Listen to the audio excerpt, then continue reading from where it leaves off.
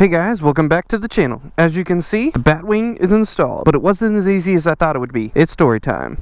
Welcome back to the ride of a lifetime. If this is your first time here, please consider subscribing. As of right now, I have 45 subscribers as of recording this video, and I would like to thank everybody for subscribing. I greatly appreciate it. Now that's all out of the way, time to get on the bike for story time. Let's go.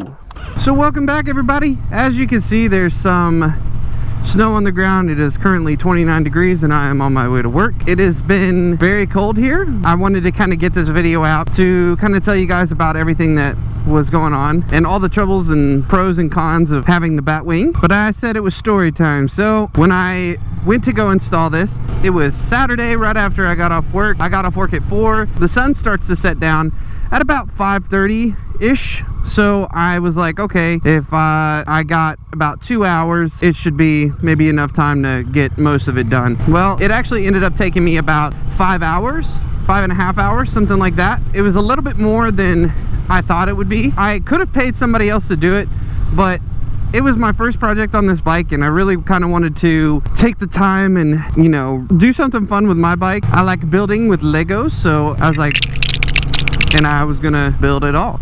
But anyway, so the pros and cons of this is the cons I'll go with first because I like hearing the good, but we'll start with the bad so we can end with the good. So the first thing con wise is that there wasn't very good instructions on how to actually put it all together from Honda's side. Honda doesn't really have good instructions on all this, do this at this point, do this at that point, which people that have installed these and the videos that I've seen, they kind of tell you that, and it's a lot of, mostly on the forums and stuff like that, of people having trouble with these. Con one was obviously just bad instructions, and I wasn't a huge fan of that. It made the experience a little bit harder.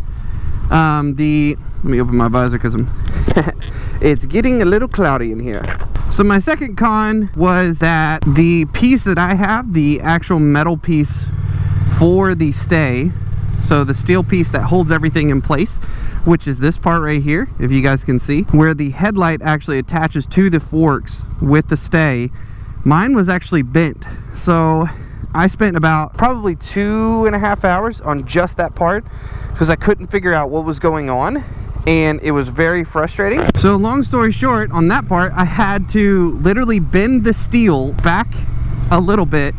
As my mom, huge shout out to her, she actually came out and helped me with that, and helped me with making, like, I bent the steel while she pushed the screw in to be able to get that in place. That part really sucked. It took me probably the longest out of the whole thing. But yeah, that that part sucked a whole lot. My third con, and it wasn't even really a con from their part, some of the parts I actually messed up on, like, just because of the instructions. But as far as the actual installation process, it was pretty good. But a couple other things that kind of really messed with me is that some of the bolts actually stripped out a little bit, and that was kind of annoying and sucked quite a bit.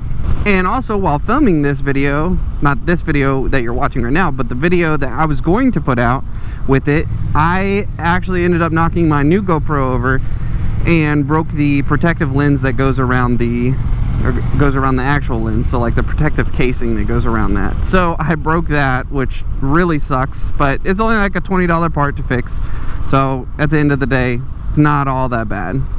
But some of the pros, so some of the pros is that I love how it looks. It looks great on my bike. It does provide a lot of wind protection. I have less pressure on my chest for sure.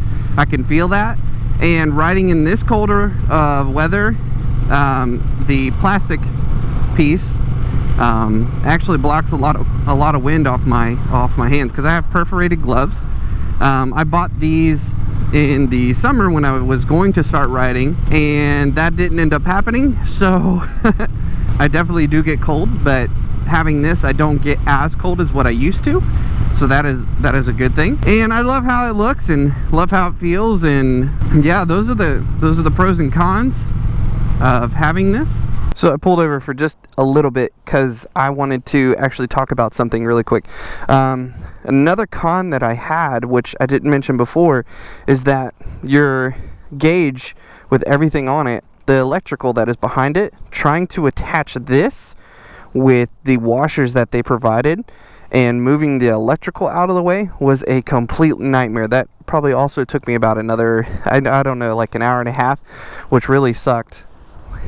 So that really sucked, and having to move that out of the way and put these two bolts in, as you could probably see, I don't know if you can see on camera, but that is stripped out just a tiny bit, which I am not happy about, and I could probably just get a new screw from Honda and get that fixed. Another thing I want to kind of say near the end is that I'm planning on making one video a week. I'm planning on posting that on a Wednesday, so if you guys aren't subscribed, go ahead and do that, because we'll have future content on the Rebel 1100. But if you made it this far in the video, guys, I greatly appreciate it. Thank you all for coming and watching this video on the installation of the Batwing and me talking about the pros and cons. If you like this video, please let me know by liking it down below. I'll pin something above for you to go watch some of my other adventures with my Rebel 1100, and I will catch you guys in the next one. Peace. Look at it. It looks so good.